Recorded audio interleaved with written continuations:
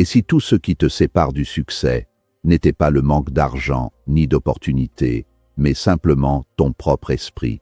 Chaque jour, des milliers de personnes rêvent de créer un business, de devenir indépendantes, de changer leur vie. Pourtant, seule une minorité y parvient. Pourquoi? Parce que la plupart abandonnent avant même d'avoir commencé, prisonniers de leurs doutes, de leurs peurs et de leurs croyances limitantes. Tony Robbins l'a dit clairement.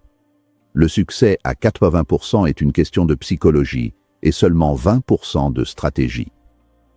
Alors laisse-moi te poser une question. Maîtrises-tu ton esprit ou est-ce lui qui te contrôle? Dans cette vidéo, tu vas découvrir comment reprogrammer ton mental pour penser comme un entrepreneur à succès, agir avec confiance et transformer chaque obstacle en opportunité. Mais attention, ce que tu vas apprendre ici peut littéralement changer ta vie. Si tu appliques ces principes, tu ne verras plus jamais les défis de la même façon. Regarde cette vidéo jusqu'à la fin, car la dernière leçon est celle que la majorité ignore, et pourtant c'est celle qui fait toute la différence. Leçon 1. Ton esprit crée ta réalité. La genèse de toute réussite, qu'elle soit matérielle, relationnelle ou spirituelle, réside exclusivement dans la qualité de l'architecture mentale que tu ériges au quotidien. Ton esprit n'est pas un simple spectateur de la réalité, il en est le sculpteur principal via un processus psychologique que l'on appelle le biais de confirmation. Lorsque tu ancres en toi une croyance limitante, telle que l'idée que le succès est réservé à une élite ou que tu n'as pas les compétences nécessaires, ton cerveau active un filtre sélectif. Il va ignorer les opportunités flagrantes et amplifier chaque petit échec pour valider ta thèse initiale de l'impuissance. C'est un cercle vicieux où la pensée précède la preuve, créant une prophétie autoréalisatrice qui te maintient dans une stase médiocre. À l'inverse, adopter une mentalité d'abondance et de croissance transforme radicalement ton interaction avec le monde extérieur. Les entrepreneurs qui dominent leur marché ne possèdent pas nécessairement un QI supérieur, mais ils possèdent une plasticité mentale qui leur permet de réinterpréter les données de leur environnement. Là où la majorité voit un mur infranchissable, l'esprit entraîné voit une énigme à résoudre ou un pivot stratégique à effectuer. Ce changement de paradigme n'est pas de la pensée magique, c'est une réorientation de tes ressources cognitives. En croyant fermement en ta capacité à trouver des solutions, tu forces ton système d'activation réticulaire à repérer les ressources, les partenaires et les outils qui étaient invisibles sous le règne du pessimisme. L'action est le prolongement direct de cette configuration interne. Si tu ne travailles pas sur la racine, tes pensées, tes efforts extérieurs seront toujours sabotés par une dissonance cognitive. Tu peux essayer de forcer le destin par un travail acharné, mais si ton dialogue intérieur murmure que tu es un imposteur, tu finiras par créer les conditions de ta propre chute. La maîtrise de la réalité commence donc par une hygiène mentale rigoureuse. Surveiller ses pensées comme on surveille un investissement précieux. Chaque pensée est une graine qui, nourrie par l'attention, finit par porter les fruits de ton existence matérielle. Changer tes résultats exige d'abord de démanteler les vieux schémas de pensée pour reconstruire une identité alignée avec l'empire que tu souhaites bâtir. Leçon 2. Maîtrise tes émotions. L'intelligence émotionnelle est le véritable thermostat du succès entrepreneurial, car les émotions non maîtrisées sont les saboteurs les plus sophistiqués de la productivité. La peur, par exemple, n'est souvent qu'une projection de l'esprit dans un futur hypothétique et catastrophique. Lorsqu'elle prend le volant, elle inhibe le cortex préfrontal, la zone du cerveau responsable de la prise de décision logique et de la créativité. Un leader qui se laisse submerger par le doute ou l'anxiété finit par prendre des décisions basées sur la survie plutôt que sur l'expansion.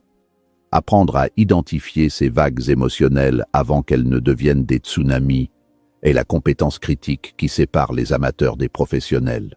La procrastination est une autre manifestation émotionnelle mal comprise. Ce n'est pas un problème de gestion du temps, mais un mécanisme de défense contre l'inconfort. Nous remettons à plus tard ce qui nous effraie ou ce qui menace notre ego. Maîtriser ces émotions signifie reconnaître cet inconfort et choisir d'agir non pas en l'absence de peur, mais en sa présence. C'est l'alchimie émotionnelle. Transformer le plomb de l'anxiété en l'or de l'excitation. En recadrant une situation stressante comme un défi stimulant, tu modifies la réponse chimique de ton corps, passant de la paralysie à une mobilisation d'énergie qui te propulse vers l'avant. Les émotions deviennent alors un carburant plutôt qu'un frein. La clé de cette maîtrise ne réside jamais dans la suppression ou le déni. Refouler une émotion, c'est comme essayer de maintenir un ballon de baudruche sous l'eau. Il finira par remonter à la surface avec une force démesurée. La véritable maîtrise consiste à observer l'émotion, à comprendre le message qu'elle véhicule, puis à la diriger consciemment vers un objectif productif. La colère peut devenir une détermination farouche, la frustration peut se transformer en une quête d'innovation et la tristesse en une profonde introspection. En devenant le maître de ton paysage intérieur, tu deviens inébranlable face aux tempêtes extérieures du marché et de la vie, garantissant une stabilité nécessaire à la croissance à long terme. Leçon 3. Fixe des objectifs clairs. Un esprit sans direction claire est condamné à l'errance et à la dispersion énergétique. La clarté est une forme de puissance. Elle agit comme un laser qui concentre toute ta lumière mentale sur un point unique, capable de percer les obstacles les plus denses. Trop de gens confondent les souhaits vagues avec des objectifs concrets. Dire « je veux réussir » ou « je veux être riche » n'est pas un objectif. C'est un rêve qui manque de substance pour engager le subconscient.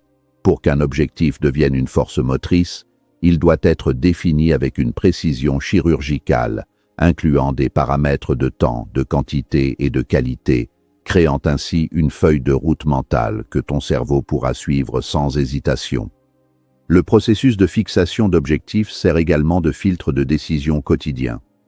Dans un monde saturé de distractions et d'opportunités brillantes mais superficielles, savoir exactement où tu vas te permet de dire non avec certitude à tout ce qui ne contribue pas à ta vision finale. Chaque décision devient simple. Est-ce que cette action me rapproche de mon objectif majeur? Si la réponse est non, elle est éliminée. Cette discipline de focalisation crée un momentum irrésistible. En atteignant des sous-objectifs mesurables, tu renforces ton système de récompense dopaminergique, ce qui accroît ta motivation intrinsèque et te rend résilient face aux revers temporaires. L'engagement envers tes objectifs doit être absolu, frisant parfois l'obsession saine. Il ne s'agit pas d'essayer de voir si ça marche, mais de s'engager à ce que ça marche, coûte que coûte. Cet engagement élimine le plan B qui souvent dilue l'efficacité du plan A. Lorsque tu brûles les navires derrière toi, ton esprit mobilise des ressources créatives insoupçonnées pour assurer la victoire. Un objectif clair est un contrat que tu signes avec toi-même. Le respecter construit une intégrité personnelle qui est le socle de la confiance en soi. C'est cette clarté de vision qui permet aux grands bâtisseurs de rester debout quand tout le monde abandonne, car ils voient la destination finale là où les autres ne voient que le brouillard du présent. Leçon 4. Créer des habitudes puissantes. Le succès n'est jamais le résultat d'un coup d'éclat isolé ou d'un coup de chance miraculeux, mais la somme mathématique de tes actions quotidiennes répétées sur le long terme. C'est l'effet cumulé qui transforme de petits efforts invisibles en empires monumentaux. Tes habitudes sont les fondations invisibles de ta vie. Si elles sont fragiles, l'édifice s'effondrera au moindre choc. En revanche, si tu automatises des routines de haute performance, tu libères ta volonté pour les décisions critiques. La discipline n'est pas une punition, c'est la forme ultime de respect de soi-même, car elle garantit que tes actions d'aujourd'hui honorent les ambitions de demain. La constance est le facteur de différenciation majeur entre ceux qui rêvent et ceux qui réalisent. La motivation peut te donner l'élan initial, mais c'est l'habitude qui te maintient en mouvement lorsque l'enthousiasme des débuts s'évapore. Créer des habitudes puissantes demande une phase initiale de résistance où chaque répétition demande un effort conscient. Mais une fois que le sillon neuronal est tracé, l'action devient presque automatique. En te concentrant sur le processus plutôt que sur le résultat, tu transformes la réussite en une fatalité logique. Si tu gagnes chaque matin, tu finiras par gagner l'année. Si tu maîtrises tes journées, tu maîtrises ton destin. Le focus est l'habitude moderne la plus rare et donc la plus précieuse. Apprendre à travailler en profondeur, sans distraction, pendant des blocs de temps dédiés, permet d'accomplir en 2 heures ce que la plupart font en 1 semaine. Cette intensité, combinée à une hygiène de vie rigoureuse, sommeil, nutrition, exercice, crée une machine humaine optimisée pour l'excellence. Les habitudes ne sont pas des chaînes, mais des rails qui te permettent d'aller plus vite et plus loin avec moins de friction. En choisissant consciemment tes habitudes, tu choisis ton avenir, car à la fin de la journée, nous sommes ce que nous faisons de manière répétée. Leçon 5. Entoure-toi des bonnes influences. L'être humain est une créature fondamentalement mimétique. Nous absorbons inconsciemment les attitudes, les croyances et les standards de performance des personnes que nous fréquentons le plus. Si ton cercle social est composé d'individus qui se complaisent dans la critique, la plainte ou la stagnation, ton propre esprit finira par adopter cette fréquence vibratoire basse, limitant ainsi ton horizon des possibles. On dit souvent que nous sommes la moyenne des 5 personnes avec qui nous passons le plus de temps, et cette réalité sociologique est un levier de croissance ou un ancrage vers l'échec. Choisir son entourage n'est pas un acte d'arrogance, mais un acte de survie stratégique pour ton ambition. Rechercher la proximité de personnes plus ambitieuses, plus intelligentes ou plus expérimentées que soi est le moyen le plus rapide de hacker sa propre croissance. Ces influences agissent comme des miroirs qui révèlent tes angles morts et élèvent tes standards minimums. Ce qui te semble être un exploit héroïque aujourd'hui est peut-être la routine banale de quelqu'un qui a déjà atteint le niveau supérieur. En t'imprégnant de leur état d'esprit, tu normalises le succès et tu intègres leur schéma de pensée par osmose. Cet environnement stimulant crée une pression positive qui t'oblige à sortir de ta zone de confort et à te dépasser continuellement. L'influence ne se limite pas aux interactions physiques, elle englobe tout ce qui entre dans ton champ de conscience, livres, podcasts, mentors virtuels et contenus digitaux. Filtrer ton environnement signifie devenir le gardien impitoyable de ton attention. Tu dois activement purger les influences toxiques ou limitantes pour faire de la place à des voix qui t'inspirent, te défient et te tirent vers le haut. Un environnement aligné avec tes objectifs agit comme un vent arrière puissant qui facilite ton ascension, tandis qu'un environnement adverse t'oblige à ramer contre le courant.